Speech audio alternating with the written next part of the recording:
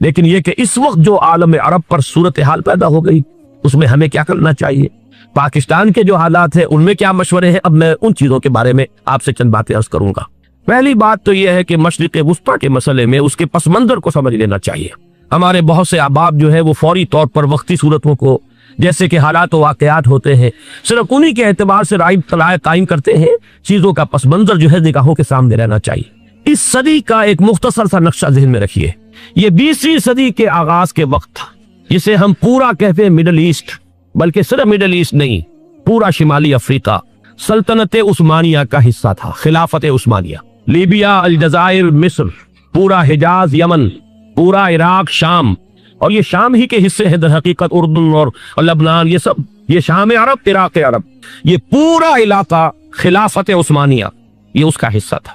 پہلی جنگ عظیم میں انگریزوں نے عربوں کو بغاوت پر آمادہ کیا، غداری پر آمادہ کیا، انہوں نے خلافت عثمانیہ کے خلاف بغاوت کی، بیج بوئے ان کے دلوں کے اندر نفرت کے، ابھارا انہیں کہ تم ترکوں کے غلام کیوں ہو، تمہیں خود حاکم ہونا چاہیے، تم کھڑے ہو جاؤ، ہم مدد کریں گے، تم بغاوت کرو، تم ان ترکوں کے خلاف ہماری مدد کرو، ہم تمہیں آزاد کر دیں گے، تم اپنے پاؤں پر خود کھڑے ہو جانا۔ یہ بہت ہی ہمارے لیے دردناک المیہ ہے اس پہلی جنگ عظیم کا۔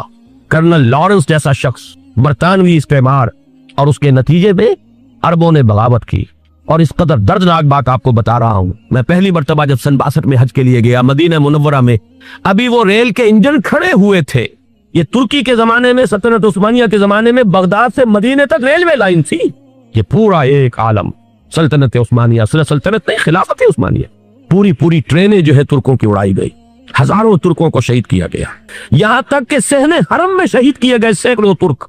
یہ جرم تھوڑے نہیں ہے، معمولی نہیں۔ آج جس کی سزا مل رہی ہے، معلوم ہونا چاہیے کہ وہ جرائم کون کون سے تھے۔ اب بھی جو لوگ گئے ہیں انہوں نے دیکھا ہوگا ترکی کا قلعہ موجود ہے اوپر پہاڑی کے اوپر، حرم کا جو سب سے بڑا دروازہ ہے باب ملک عبدالعزیز، اس کے سامنے ایک لائبریری ہوتی تھی، اب تو غالباً وہ بھی گرا دی گئی ہے، اس کے پیچھے پہاڑی پر ترکوں کا قلعہ ہے پرانا، اس پر توپیں موجود تھیں۔ جب بغاوت ہوئی ہے، جو حرم میں آئے ہوئے تھے ترک فوجی، ظاہر بات ہے نہتے، وہ تو نماز پڑھنے آئے ہوئے تھے، ان کو وہاں ذبح کیا گیا ہے، اور ترکوں نے اپنی توپیں استعمال نہیں کی کہ کہیں بیت اللہ کو کوئی نہ پہنچ جائے۔ بہرحال یہ غداری ہوئی ہے پہلی جنگ عظیم کے دوران، اور نہ صرف ترکوں کے، عربوں نے کی ہے۔ جیسا کہ میں نے کہا تھا، دو ہیں سب سے بڑے مجرم روئے ارضی کے اوپر امت مسلمہ کے طبقات۔ ہمارا پنجابی سپاہی بھی جا کر انگریزوں کی مدد کر کے ایلن بی کو قبضہ جو لے کر دیا بغداد کا، اس میں ہمارے مسلمان پنجابی سپاہی بھی شامل تھے۔ یہ خون چکا باب ہے ہماری تاریخ کا اس صدی کا۔ لیکن اس کے بعد سلطنت عثمانیہ کے ٹکڑے ہو گئے، چیتڑے ہو گئے۔ ایک انگریز نے لکھا ہے یہ جملہ، زہر میں بجھا ہوا جملہ، کہ تاریخ میں یہ بات ثبت ہو جائے گی کہ ایک انگریز نے اس سلطنت کے ٹکڑے کر دیے کہ جو عمر فاروق نے قائم کی تھی رضی اللہ تعالیٰ عنہ۔ یہ پورا عالم، یہ تمام علاقہ کس نے فتح کیا؟ یہ بات ہاتھ بدل گئے تھے، پھر ترک آ گئے، خلافت عثمانیوں کے پاس چلی گئی، لیکن یہ سلطنت تو حضرت عمر رضی اللہ تعالیٰ عنہ کے زمانے سے چلی آ رہی تھی۔ اس کو ایک انگریز کرنل نے، اور اس نے بغاوت میں آمادہ کر کے عربوں کو اور ترکوں کے پیٹھ میں چھرا گھپوا کر ان کے ذریعے سے اور ٹکڑے کر دیے۔ لیکن جب جنگ ختم ہوئی، اب انہوں نے کہا کہ اب ہمیں آزادی دیجئے، تو اب انہیں معلوم ہوا کہ غداروں کو دنیا میں کیا ملتا ہے، ٹکڑے کر دیے گئے۔ یہ حصہ عراق یہ انگریز کے پاس رہے گا، شام کا یہ علاقہ یہ فرانسیسیوں کے پاس رہے گا، مصر پر انگریزوں کا تسلط رہے گا، لیبیا اطالویوں کے پاس رہے گا، لے دے کر یہ جو علاقہ تھا حجاز، چونکہ وہاں کچھ تھا ہی نہیں، بوادی غیر ذی زرع، یہ عربوں کے پاس چھوڑ دیا گیا۔ اس وقت جو بادشاہ ہیں شاہ حسین اردن کے، ان کے دادا سب سے بڑے غدار وہی تھے، لہذا ان کو اس علاقے کی بادشاہت دے دی گئی۔ اس کے بعد نجد سے ایک تحریک اٹھی ہے، وہ سعودی جو خاندان ہے وہ نجد سے اٹھا ہے۔ نجد میں اس وقت کچھ بھی نہیں تھا، وہ تو صرف ریت کے تودے تھے اور کچھ بھی نہیں، لہذا ادھر کسی استعماری قوت کو دیکھنے کی ضرورت ہی نہیں تھی۔ وہ تو بعد میں تیل برآمد ہوا، اس کی حیثیت ہو گئی، اور یہ امارات کا علاقہ جو ہے اس کی دنیا میں اب گویا کہ یوں سمجھیے کہ جو سب سے زیادہ اہم علاقے ہو سکتے ہیں روئے ارضی کے نقشے پر، ان میں سے ایک وہ ہو گیا۔ لیکن یہ اس وقت کی بات میں کر رہا ہوں، کوئی حیثیت نہیں تھی، لہذا اس کو چھوڑ دیا گیا۔ یہ ہے تاریخی پس منظر، یہ لکیریں جو کھینچی گئی ہیں، یہ ایک ملت اسلامیہ کو جو قومیتوں میں تقسیم کیا گیا، پھر نعرے لگوائے گئے المصر للمصریین، الشام للشامیین۔ اب شامی ایک علیحدہ قوم ہو چکے ہیں، مصری ایک علیحدہ قوم ہو چکے ہیں، عراقی ایک علیحدہ قوم ہو چکے ہیں۔ یہ ساری تقسیمیں استعمار کی پیدا کرنا ہے، اس کا کوئی تعلق اسلام کے ساتھ نہیں۔ اب ضرورت تو اس بات کی تھی کہ استعمار کے پنجے جب یہاں سے کچھ ہٹے، دوسری جنگ عظیم کے بعد ایک دور آیا، अमेरिका उभरा है दुनिया की आलमी सतह पर सियासत में, उसके यहाँ कुछ आजादी के तस्वुरात थे, उसने भी सपोर्ट किया। बरतानिया कमजोर हो चुका था, वो इतने बड़े इलाके को होल्ड नहीं कर सकता था। हिंदुस्तान भी आगाज हुआ, फिर यह कि और दूसरे इलाकों से भी उसको पसपाई इख्तियार करनी पड़ी। इस्तेमार के पंजे जिस तरह भी हुए, इनके सीनों से, अरबों के सीनों से जो है गोया कि वो हटे। लेकिन अमेरिका ने एक अपनी बहुत बड़ी हिकमत अमली जो इख्तियार की, आलम अरब के सीने में इसराइल का खंजर पैवश कर दिया, ताकि ये कभी आजाद ना होता है, हमारे अंगूठे तले रहे, हमारी पॉलिसी गवर्न करे। ये इस्तेमार का दूसरी जंग अजीम के बाद जहां बरतानवी इस्तेमार, फ्रांसीसी इस्तेमार रफ्ता रफ्ता ये हटने शुरू हुए। सदर नासिर ने अंग्रेजों को उठाकर फेंका मेडिटेरेनियन में और दूसरे जगहों से। अलजायर ने आजादी हासिल की फ्रांस से, अतालवियों से जो है लीबिया वालों ने आजादी हासिल की, ये हो गया। लेकिन एक खंजर पैबस्त कर दिया गया इसराइल का सीना अरब। इस सूरत हाल में जाहिर बात है कि एक तो बड़ी आइडियल पोजीशन थी कि पूरा आलम इस्लाम मुत्तहिद हो, लेकिन वो तो बहुत दूर का ख्वाब मालूम होता है। अल्लामा इकबाल से बड़ा कोई नकीब नहीं है मिल्लत इस्लामी की वहदत का। एक हो मुस्लिम हरम की पासबानी के लिए नील के साहिल से लेकर ताबखा के काशगर। लेकिन उन्हें भी अपने लेक्चर्स में कहना पड़ा कि इस वक्त जो सूरत हाल है, पूरे आलम इस्लाम की एक वहदत बन जाना तो तकरीबन नामुमकिन नजर आ रहा है। अगर किसी तरह एक कॉमनवेल्थ ऑफ मुस्लिम नेशंस वजूद में आ जाए तो भी बड़ी कामयाबी होगी। लेकिन उससे भी पहले ये तो ज्यादा आसान था कि आलम अरब एक वहदत की शक्ल इख्तियार कर ले। ये तो एक कौम है, अक्सर और बेशतर एक नस्ल या ज्यादा दो नस्लें कहती थे। शुमाली अफ्रीका में बर्बर नस्ल भी है, बाकी तो सब अरब है। ये पूरा आलम एक नस्ल, एक जबान, पूरे इतने रकबे के ऊपर बोले जाने वाली एक जबान, ये तो एक हो जाए। अफसोस ये है कि इसका एक हो जाना एक शख्सियत उमरी थी जो मजहबी मिजाज की शख्सियत थी, जो दीनी मिजाज की हामिल शख्सियत थी। अगर उसकी क़यादत में आलम अरब मुत्तहिद हो जाता तो वाक़ईतन एक बहुत बड़ा जो है मरहला वो तय हो जाता पूरी आलमी मिल्लत इस्लामिया की एक वहदत इख्तियार करने का। वो शख्सियत थी शाह फैसल शहीद की। और इस नफ्स के साथ ही आपके ذहन में आ गया होगा क्यों उन्हें शहीद कर दिया गया, किसने किया कराया, कहां से तालीम हासिल करके आया था वो जिसने शहीद किया शाह फैसल शहीद को। उसकी गर्दन पर कौन सवार थी, वो यहूदी लड़की के जिसके फोटो भी शाये हुए, एक गर्दन पर उठाए खड़ा हुआ शहजादा अपनी एक यहूदी दोस्त को, लड़की को। और वही है कि जिसने जाकर पिस्तौल से शहीद किया है। जान अच्छी तरह जान लीजिए, जैसे बारहा मैंने अर्ज किया है कि हजरत उमर को शहीद करने वाला कहने को अबू लुलू फिरोज था, लेकिन उसके पूछे पूरा ईरानी नस्ल परस्ती का जो पूरा पस मंजर है, उसे तो हर शख्स जिसकी जरा भी निगाह जो है, जो सिर्फ मंजर को ना देख रही हो, पस मंजर को भी देखने वाली हो, वो तो जान देगी कि अबू लुलू फिरोज एक फर्द का नाम नहीं था, वो ईरान का इंतकाम था आलम अरब से। बिल्कुल इसी तरीके से ये अमरीकी इस्तेमार का हथकंडा था, उसे महसूस हुआ। शाह फैसल मजहबी मिजाज का शख्स, ये उमर रहा है। और ये शाह फैसल की हिकमत अमली का जरा आप अंदाजा कीजिए। लाहौर में समिट कॉन्फ्रेंस हुई, उसमें वो आए, सबसे टावरिंग पर्सनैलिटी पूरे उस वक्त आलम इस्लाम के अंदर शाह फैसल की थी। और वो गोया के एक बहुत ही जिसको कहा जाए कि एक बहुत एल्डरली, एक बुजुर्गाना एक शख्सियत जो है, और उन्होंने अपनी दौलत के दरवाजे, अरब में वो मशहूर थे कि निहायत खसीस और बखील इंसान है, इसलिए कि वहां वो खर्च करते थे हिसाब किताब के साथ, लेकिन उनके खजाने खुले हुए थे आलम इस्लाम के लिए। इधर भी मदद है, उधर भी मदद है, इधर भी काम हो रहा है, उधर भी काम हो रहा है। फिर उन्होंने तेल का हथियार इस्तेमाल करके एक दफा अमेरिका को दिन में तारे दिखा दिए थे, लिहाजा उनका हटाया जाना सीन से ये अमरीकी इस्तेमार के लिए लाजिम था। अब ले देकर रह गए कौन सेकुलर मिजाज के लोग। पहली अटेम्प्ट जमाल अब्दुल नासिर ने की, नाकाम हो गया। कज़ाफी साहब ने कोशिश की कि वो उनकी जानशीनी हासिल कर ले, नाकाम हो गया। अब एक तीसरी शख्सियत सद्दाम हुसैन की, मुल्हिद है, इस्लाम से कोई सरोकार नहीं, बास का फलसफा, सेक्युलरिज्म प्लस अरब नेशनलिज्म, ये उसूल है। लेकिन यह है कि यह शख्सियत अबू बकर ऐसी आई है कि इससे इस वक्त ये जान लीजिए, मैं अमेरिका में भी अरबों से मिलकर आया हूँ, सऊदी अरब में भी अब मैं खुद देख आया हूँ। नौजवान नस्ल जो है अरबों की, पूरा जो दूसरे अरब ममालिक है जहां पर के मजहब का इतना चर्चा ही नहीं है, पूरा फिलिस्तीनी अरब, जॉर्डन के अरब, शामी अरब अवाम, वो सब के सब सद्दाम के पीछे है। इसलिए कि उन्हें नजर आ रहा है कि एक शख्स फिर ऐसा पैदा होकर सामने आ गया है जो शायद आलम अरब को फिर यूनाइट कर दे। और ये है असल वो शे कि जो अमेरिका के लिए किसी सूरत में काबिल कबूल नहीं। दौलत के ये जखायर, खलीज की ये दौलत, सयाल सोना और उसके जखीरे, और ये किसी तरीके से ये अमेरिका के जेर असर न रहे, ये है वो शे जो उसे बर्दाश्त नहीं है। वो कोई अरबों की मोहब्बत में नहीं आया 2.5 लाख फौज लेकर, वो कोई शाही अरब जो खानदान है सऊदी, उससे उसकी कोई दिलचस्पी नहीं है। कोई पता नहीं कि वो खुद उनको हटा दे और वहां पर कोई जमहूरी ढांचा जो है वहां पे खड़ा करवा दे खुद अमेरिका।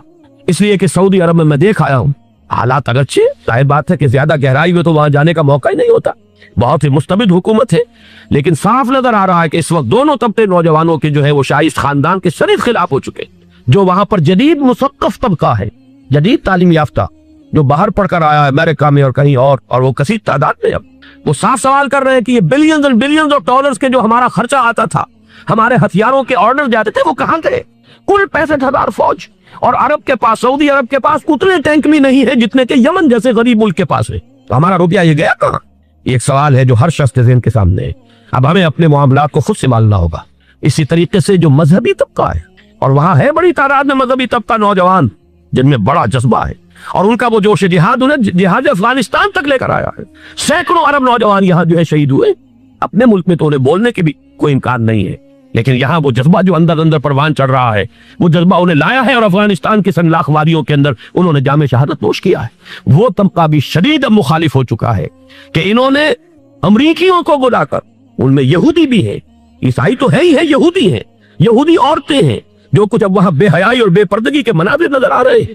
یہ سرزمین عرب، میں نے امریکہ میں تقریر سنی ہے اسنا کے جو فائنل ان کا ایک سیشن تھا، اسلامک سوسائٹی آف نارتھ امریکہ، جس میں میں مدعو کیا گیا تھا، اسی لیے میں نے یہ سفر کیا تھا۔ ایک نوجوان نے جو تقریر وہاں پر کی ہے، واقعہ یہ ہے کہ میں حیران رہ گیا اس کی جرأت کا۔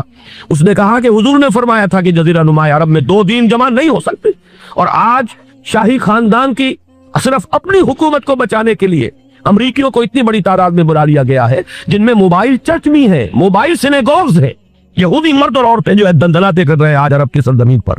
لہذا جو مذہبی طبقہ ہے وہ اس پر شدید رد عمل جو ہے اس کے اندر پایا جاتا ہے۔ یہ حالات ہیں جو میں آپ کے سامنے چاہتا تھا کہ رکھ دوں۔ یہ وہ شامت اعمال ہے۔ ایک طرف یہ کہ وہ شخصیت جو ہے صدام حسین کی، وہ کوئی پسندیدہ شخصیت نہیں، لیکن یہ کہ اس شخصیت کو تقویت دینے والے بھی تو یہی لوگ تھے۔ انہیں خطرہ تھا ایران کے انقلاب سے کہ کہیں اسی قسم کا کوئی انقلاب ہمارے ہاں نہ آ جائے، لہذا انقلاب ایران کو ایکسپورٹ نہ ہونے دے، اس لیے انہوں نے اسی صدام حسین کو بلینز اور بلینز ڈالرز کی مدد دی۔ آج وہی ہے، عربی کی تو ایک کہاوت بھی ہے، سمن کلبک یا کو اپنے کتے کو کھلا پلا کے موٹا کرو، کسی روز تمہیں کو کاٹے گا۔ آج وہ تو انہیں کاٹ رہا، لیکن یہ کہ اس کا جو علاج تجویز ہوا ہے وہ انتہائی خوفناک ہے۔ 2.5 لاکھ امریکی وہ استعمار کے پنجے جو بمشکل عالم عرب کے سینے سے جو گڑے ہوئے تھے اس استعمار نے، مشکل ہٹے تھے کہ ایک دم اب وہاں پر خبریں آ رہی ہیں، فرانسیسی بھی آ رہے ہیں، برطانوی بھی آ رہے ہیں، کہاں سے فوجیں آ رہی ہیں، اور وہاں پر 2.5 لاکھ تو صرف امریکن آرمی کا، اس میں تقریباً 1.5 لاکھ تو پہنچ چکی، اور جو بھی ہوگا وہاں پر جیسا کہ میں نے عرض کیا ہے اس قدر خوفناک سین ہے۔ میں نے بہت سے حضرات واقف ہوں گے، کئی مرتبہ میں نے حوالہ دیا ہے مولانا سید حامد میاں رحمہ اللہ کا، انہوں نے ایک دفعہ مجھے بتایا تھا کہ احادیث میں جو قرب قیامت کے حالات و واقعات کی پیشن گوئیاں نے، ان میں یہ ہے کہ وہ جو آخری جنگ ہونی ہے جو کہ دجال کے خلاف ہوگی مسلمانوں کی، اور جس میں کہ حضرت مسیح علیہ السلام کا نزول ہوگا، جس کے سلسلے میں اس سے پہلے ایک جنگ ہوگی بہت خوفناک، بہت خوفناک۔ اور عجیب الفاظ ان کے یہ تھے کہ اس میں ایک طرف مسلمان اور عیسائی اور یہودی تینوں ہوں گے۔ یہ بات سمجھ میں نہیں آتی تھی کہ مسلمان اور یہودی ایک جگہ کیسے جمع ہو سکتے۔ آج وہ نقشہ نظر آ گیا ہے۔ آج اسرائیل، امریکہ، سعودی عرب اب یہ ایک ہے، بلکہ چلتے آئیے مصر، اسرائیل، سعودی عرب اور جو بھی ان کے حواری ہے وہ سب ایک سب میں کھڑے، اور ان کے اوپر سیادت کس کی ہے؟ امریکہ کی۔ وہ نقشہ آ گیا ہے۔ اور اس جنگ کے سلسلے میں مولانا حامد میاں رحمہ اللہ نے مجھے بتایا تھا کہ حدیث میں الفاظ آئے ہیں، اتنے لوگ ہلاک ہوں گے، اتنے لوگ ہلاک ہوں گے، اتنے لوگ ہلاک ہوں گے کہ ایک پرندہ سینکڑوں میل تک اڑتا ہوا چلا جائے گا اور اسے سوائے لاشوں کے اور کچھ نظر نہیں ہے۔ یہ نقشہ خاکم بدہن تلا ہوا ہے، کھڑا ہوا ہے۔ جو بھی ہوگا کیمیابی جنگ، کیمیابی وارفیئر، کیمیکل وارفیئر اور پھر ایٹمک وارفیئر، جس کی کھلی دھمکیاں دی جا چکی۔ کبھی کوریا کے بارے میں اندیشہ تھا کہ یہ درندے خدا کی دھرتی کو، کوریا کی غریب بستی کو ناگاساکی بنا کے چھوڑیں گے، ہیروشیما بنا کے چھوڑیں گے۔ آج وہ صورتحال جو ہے عالم عرب پر، heart of the Arab land, اس پر یہ صورتحال بالکل تلی کھڑی ہے۔ اس میں ہمیں کیا کرنا چاہیے؟ میں نے یہ چاہا کہ پورا پس منظر آپ کے سامنے ہو، صرف وقتی سا کوئی ایک نعرہ، وقتی سی کوئی ایک خبر، اس کے حوالے سے ایک جذبات کا معاملہ، پورا ایک پس منظر سامنے رکھیے۔ اب وہ آپ کو شاید میری باتیں جو ہے وہ سمجھ میں آ جائیں۔ نمبر 1، ہمیں کسی صورت اس جنگ میں امریکہ کے گھڑے کی مچھلی نہیں ہننا چاہیے۔ امریکہ اسلام کے تحفظ کے لیے نہیں آیا، امریکہ حرمین کی حفاظت کے لیے نہیں آیا، امریکہ اپنے مفادات، عالمی مفادات کے تحفظ کے لیے آیا، اور زیادہ سے زیادہ آپ کہہ سکتے ہیں کہ وہ سعودی شاہی خاندان کی حفاظت کے لیے آیا۔ اور بڑا عمدہ مضمون چھپا تھا پچھلے، بلکہ ابھی تک تو وہ تازہ ہی ہے جب تک نیا نہیں آتا، ندا میں जिसका उन्वान था अरबों का छुरा और अरबों का गरा। सारे पैसे भी इन्हीं से ले रहे। $12 बिलियन का एक चेक लेकर गया जेम्स बेकर। अंदाजा तो कीजिए दुनिया कहां से कहां पहुंच गई। मैं हैरत हूं कि दुनिया क्या से क्या हो जाएगी। 2 माह कबल इसका तसव्वुर नहीं हो सकता था। कितनी बड़ी कुव्वत अमेरिका की, तबाहकुन कुव्वत, और जमा हो जाएगी अरब के अंदर। लेकिन ये कि वो कौस भी अरबों ही की होगी, उन्हीं का छुरा उन्हीं का लला। हमें करना ये चाहिए, अल्लाह ताला हमारी हुकूमत को, हमारे सियासतदानों को, हमारे जिम्मेदार लोगों को हिदायत दे, वो अमेरिका के घड़े की मछली ना बने। उसके तहफ्फुज़ के लिए या शाही खानदान की हिफाजत के लिए बहुत कुछ उन्होंने ऐश कर लिए, कासी ऐश कर लिए। बाकी ये कि अब जो कुछ होना है वो होना है। हरमैन शरीफैन को तो खुद अरब के लोग कहते हैं कि कोई खतरा नहीं है। सारा झगड़ा तो वो तेल की दौलत का है। वो तेल की दौलत जो है वो शिमाल मशरकी कोने के अंदर है। बल्कि ये कि जो रद्द अमल पैदा हुआ आलम इस्लाम में और सऊदी अरब में, खुद उसके मजहबी नौजवानों में अमरीकी फौजों की आमद के खिलाफ उसका जवाब दिया गया राबत आलम इस्लामी की तरफ से कि ये जो भी जंग का बहाग है, जो फौजें हैं, ये हरमैन से तो 1500 किलोमीटर दूर है। तो हरमैन को तो कोई खतरा नहीं है। खतरा है अमेरिका के आलमी मफादात को। आज आपको मालूम है दुनिया 2 तबकों में बटी हुई है, the rich and the poor. ये जो अक़वाम है, जो 6-7 कौमें शुमार होती है दुनिया की दौलतमंद कौमें, उनके लिए खतरा है कि ये अगर हम उनका जो सबसे बड़ा जरिया है इसका सनत का, ये तेल, अगर इसको कुछ हो गया तो उनकी सबकी इकोनॉमी जो है वो एकदम धड़ाम से जमीन पर आ जाएगी। वो भी बराबर होकर रह जाएंगे दुनिया के दूसरे मुल्कों के। ये उसकी हिफाजत के लिए आए हमारे नौजवान को। आज मैं सोचता हूँ काश के हमें मालूम हो, हमें वो तारीख दोहरानी नहीं चाहिए कि हमने पहली जंग अजीम में अंग्रेजों के इस्तेमार के पंजे गड़वाने के लिए अपनी जानें दी। पंजाब का नौजवान, पंजाब का मुसलमान सिपाही भी जाकर एलएनबी को कब्जा दिलवाने के अंदर और बगदाद पर कब्जा कराने में उसके ताउन किया, उसकी मदद की। क्या आज भी वही तारीख अपने आप को दोहराएगी? आज हमारा फौजी जाएगा वहां पर अमेरिका के तहफ्फुज़ के लिए, उसके मफादात के तहफ्फुज़ के लिए। पहली बात यह कि हरगिज़ नहीं होना चाहिए। होना क्या चाहिए? पहली कोशिश ये हो कि ये बैनुल इस्लामी मामला बने, मुसलमान उम्मत आए, अमरीकी फौजें जाएं, फ्रांसीसी जाएं, बरतानवी जाएं। हाँ, इस सूरत में मैं कहता हूं पाकिस्तान का एक एक बच्चा वहां जाए और अपनी जान कुर्बान कर दे, इसलिए कि ये कुरान का हुक्म है। बैन ताइफतान मिनल मोमिनीन इख्ततलू फस्लिहू बैनहुमा फइन बगत इहदाहुमा अलल उखरा फकातिलुल लती तबगी हत्ता तफिया इला अम्रिल्लाह फइन फात फस्लिहू बैनहुमा बिल अदल वक़्सितू इन्नल्लाह युहिब्बुल मुक़्सितीन। उम्मत मुस्लिमा को हुक्म दिया गया, अगर मुसलमानों के 2 गिरोह लड़ पड़े तो तुम सुलह कराओ, और अगर एक फरीक ज्यादती पर तुला रहे, अड़ा रहे, तो अब सब मिलकर उससे जंग करो, यहां तक कि उसे अल्लाह के हुक्म के आगे झुका दो। फिर अगर वो अल्लाह का हुक्म मान ले, सुलह पर आ जाए, तो फिर अदल व किस्त के साथ उनके दरमियान सुलह करा दो। ये हमें हुक्म है, मुसलमानों का हुक्म है। लेकिन ये कि ये अमरीकी आ रहे हैं और अमरीकी इस्तेमार और अमरीकी मफादात, और उसके लिए जो है पाकिस्तान का मुसलमान सिपाही भी जाए, मेरे नजदीक की किसी सूरत में सही नहीं। मुतालबा भी हो रहा है। आज ही गालिबन एक इंटरव्यू आया है, शाह हुसैन के भाई जो है हसन बिन तल्लाल, उन्होंने भी यही कहा है कि इसको मुसलमानों को आपस में इस मामले को तय करना चाहिए, इस कदिये को, अमरीकी फौजों को यहां से फौरन वापस जाना चाहिए। और यही बात मैं यकीनन तायद करूंगा, तहसीन करूंगा। यही मौक़िफ़ ईरान का है। ईरान इराक के खिलाफ जो यूएनओ के सैंक्शंस हैं, कहता है हम उसकी पाबंदी करेंगे, लेकिन अमेरिका को यहां से निकलना चाहिए। ये मुसलमानों का अपना मामला है, वो आपस में तय करें। पाकिस्तान को भी यही मौक़िफ़ इख्तियार करना चाहिए पूरी कुव्वत के साथ। इसमें कोई भी अगर कमजोरी हो रही है तो दर हकीकत ये गोया कि हम अमरीकी इस्तेमार के हाथ में उसका कार बनकर, खिलौना बनकर इस्तेमाल हो रहे हैं, जो कि हमें किसी सूरत में नहीं करना चाहिए।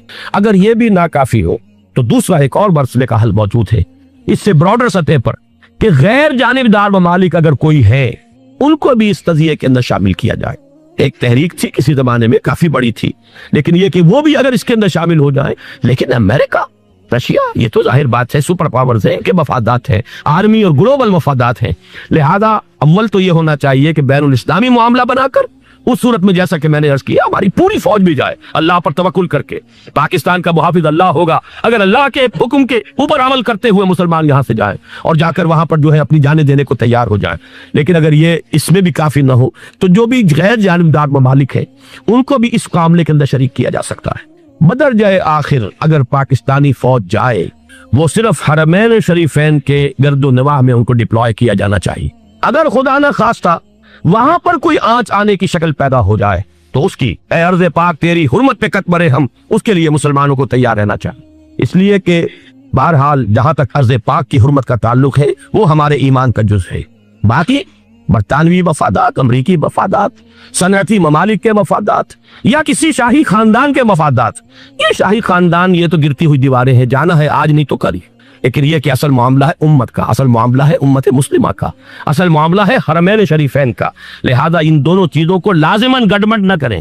آپ حضرات کے علم میں ہے کہ اس سے پہلے ایران کی طرف سے بار بار مطالبہ ہوا کہ حرمین کو بین الاسلامی کنٹرول میں دے دیا جائے اور سعودی عرب کا اس کے اوپر سے جو انتظامی عمل دخل ختم کر دیا جائے۔ میں نے کبھی تائید نہیں کی، اس لیے نہیں کی کہ میرا مشاہدہ ہے، میں گیا ہوں بارہا، سعودی عرب کی حکومت نے چاہے خود بھی بڑے بڑے محل بنائے ہیں لیکن حرمین کی خدمت کے اندر بھی کوئی کمی نہیں کی، اس پر انہوں نے اربوں ڈالر اس پر بھی خرچ کیا ہے، اس کے اوپر انہوں نے اس حج کے انتظامات پر پوری حکومت جو ہے وہ اپنے آپ کو لگائے رکھتی ہے، لہذا اس اعتبار سے کوئی کمی کی بات نہیں وہاں پر آئی کہ جس کے لیے ضرورت ہو کہ ان کا عمل دخل وہاں سے ختم کیا جائے۔ لیکن یہ صورتحال اب جو پیدا ہو گئی ہے یہ بالکل مختلف ہے، اسے اس کے کانٹیکسٹ کے اندر دیکھا جانا چاہیے، اور اسی کے حوالے سے میں نے چند رائے آپ کے سامنے رکھی۔ اب آئیے پاکستان کی طرف جو ہمارا اصل مسئلہ ہے، اس کے تو ہم سب سے بڑے ذمہ دار ہیں، اس کی بھلائی ہے تو برائی ہے تو اس میں خیر آتا ہے تو وہ بھی ہماری کوشش اس کے لیے ضروری ہے، اور کوئی شر پیدا ہوتا ہے تو اس کی ذمہ داری بھی ہم پر آئے گی۔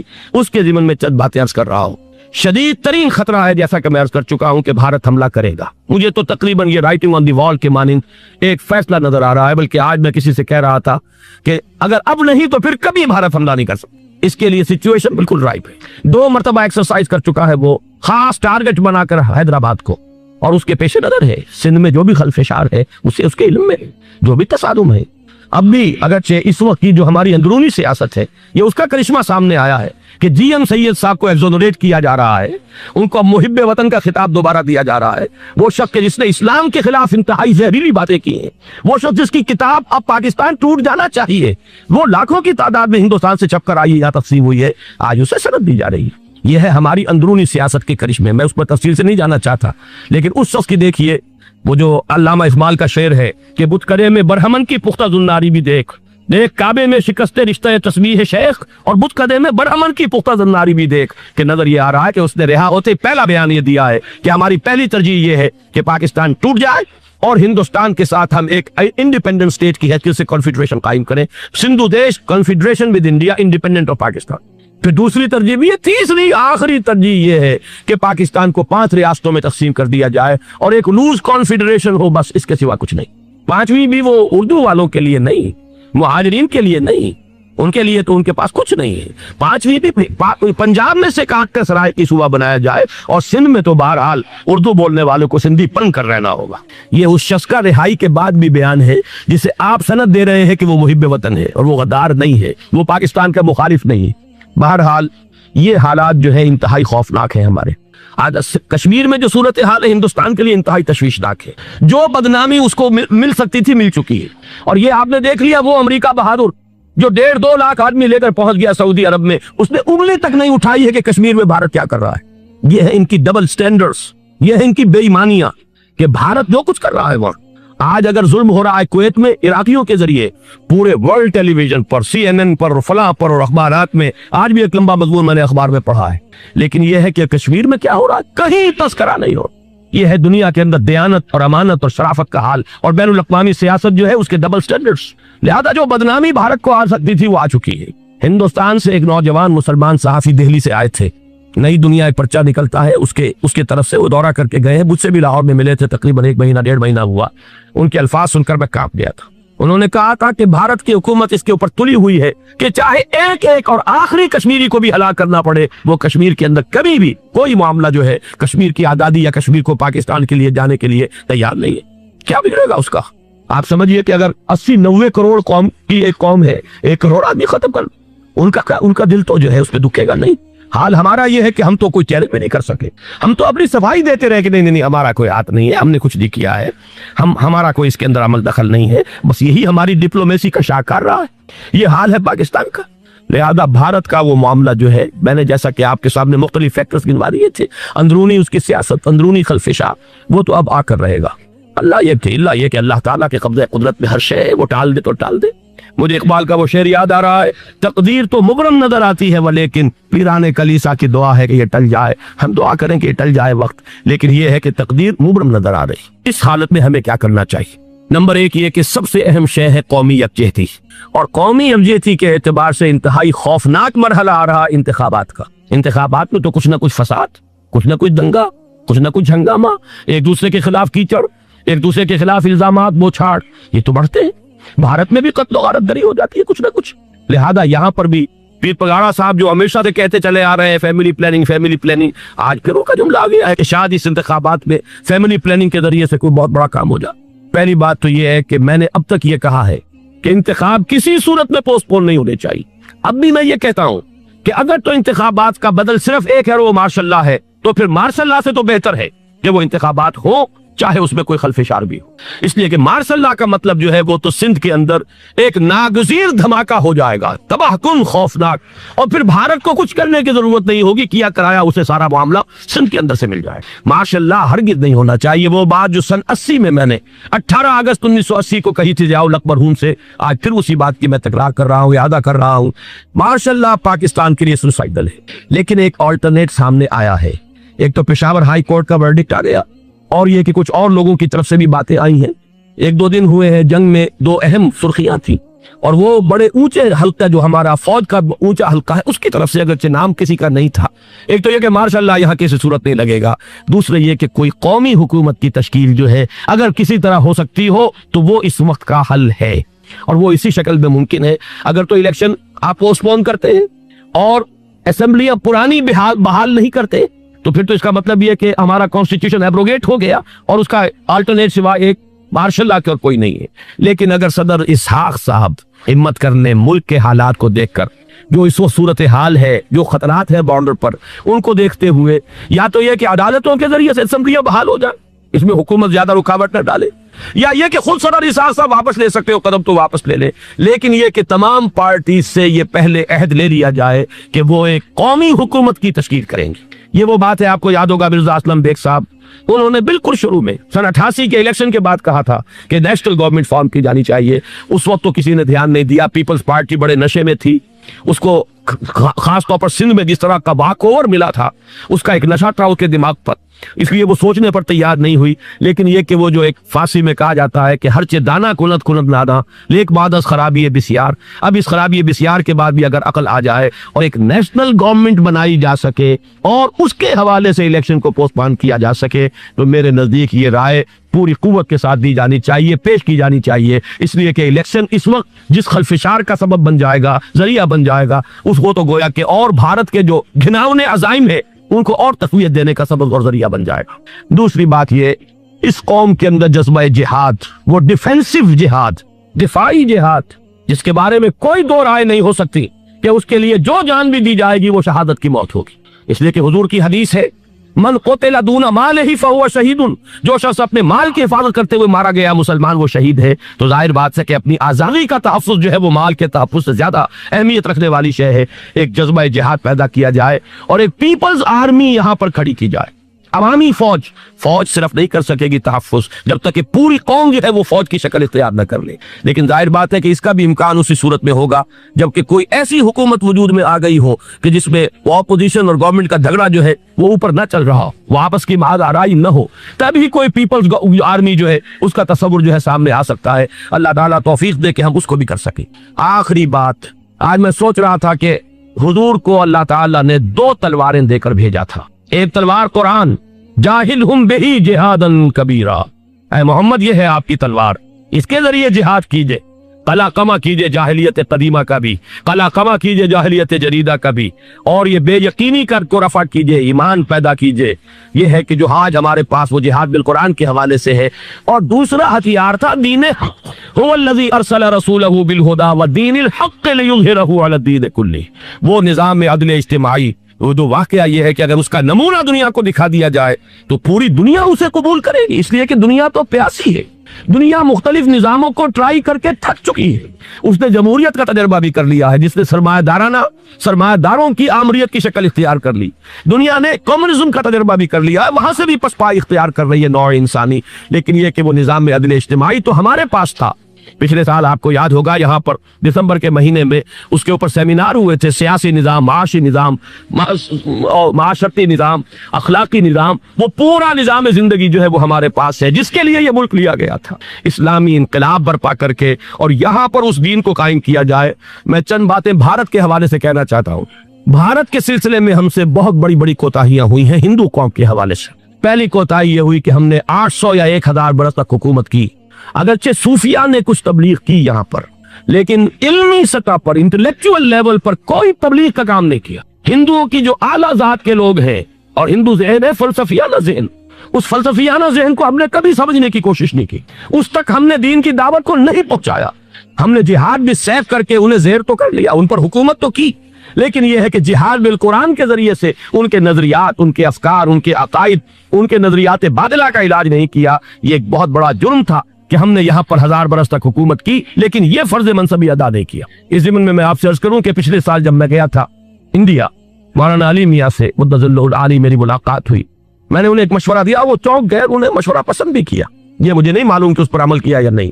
میں نے ان سے عرض کیا کہ آپ ندوۃ العلماء میں سنسکرت کی تعلیم لازم کر دیں، تاکہ یہاں کا عالم دین جو نکلے وہ ہندو جو مذہب کی کتابیں ہیں ٹاپ کی امہات کتب، ان کو بھی سمجھ سکتا ہو۔ جب تک آپ ہندو ذہن کو نہیں سمجھیں گے، اسلام اس کے سامنے پیش نہیں کر سکتے۔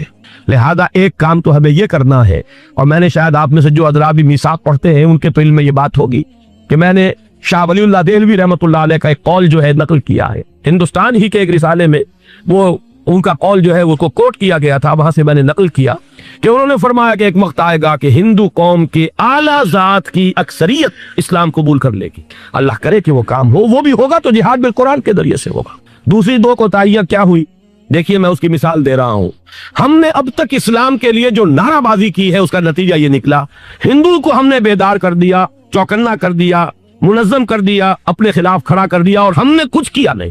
اس کی سادہ مثال دے رہا ہوں، چپ راس چپ، چپ راس چپ، خاکسار تحریک، دہل گیا تھا پورا ہندوستان، واقعہ یہ کہ دہل گیا تھا وہ تحریک، تو اس کے بعد ختم ہوئی، اب آثار قدیمہ میں کہیں رکھی ہوئی ہے، لیکن ہندو نے اس وقت سے RSS شروع کی، ہندو کو جگہ دیا۔ RSS جوابی تحریک تھی خاکسار تحریک کے مقابلے میں، اور وہ 60 برس ہو گئے مسلسل کام کر رہے ہیں، وہ تحریک موجود ہے، اور اب وہ بہت بڑی فارمیڈیبل فورس بن چکی ہے ہندوستان کے اندر۔ اسی طرح دوسری بات عرض کر رہا ہوں، ہمارے ہاں اسلام کا نعرہ، اسلامی نظام، اسلامائزیشن، حکومت، قانون، یہ پہلے تو لگا کرتا تھا اپوزیشن کے پلیٹ فارم سے۔ 11 برس جو تھے ہمارے مرحوم ضیاء الحق صاحب کے، وہ ایوان حکومت سے یہ نعرہ لگا، نتیجہ یہ نکلا ہندوستان میں رام راشٹر کی تحریک کھڑی ہو گئی جوابی رد عمل کے طور پر۔ ہم نے تو کچھ کیا بھی نہیں، سوائے کچھ کاسمیٹک تبدیلیاں، کچھ اوپر کی تبدیلیاں، کچھ رنگ و روغن، کچھ عید میلاد النبی زیادہ شوق سے اور زیادہ شان سے بنانی شروع کر دی، کچھ اور ہم نے اس طرح کے جو ہے وہ تقریبات کا آغاز کر لیا۔ باقی وہ اسلام کا نظام، وہ نظام تو ہم نے قائم نہیں کیا۔ میں نے جو حضرات واقف ہیں مجھ سے، انہیں یاد ہوگا یہ کہ میں سن 80 میں پہلی مرتبہ بھارت گیا تھا، پاکستان بننے کے بعد۔ سن 47 نومبر میں نے کراس کیا تھا، from East Punjab to West Punjab, Pakistan آیا، خون اور خاک آگ کے دریا عبور کر کے۔ 33 برس کے بعد میں گیا تھا واپس ہندوستان، پہلی مرتبہ سن 80 میں۔ واپس آ کے جو میں نے تقریر کی تھی اس کے چند چیزیں یاد ہوں گی بہت سے حضرات کو۔ میں نے کہا تھا میں نے 2 چیزیں بڑی اچھی دیکھی ہندوستان میں، جس سے ہندوستان میں مسلمانوں اور اسلام کے مستقبل کے بارے میں جو بہت زیادہ اندیشے اور خطرے تھے وہ دور ہو گئے۔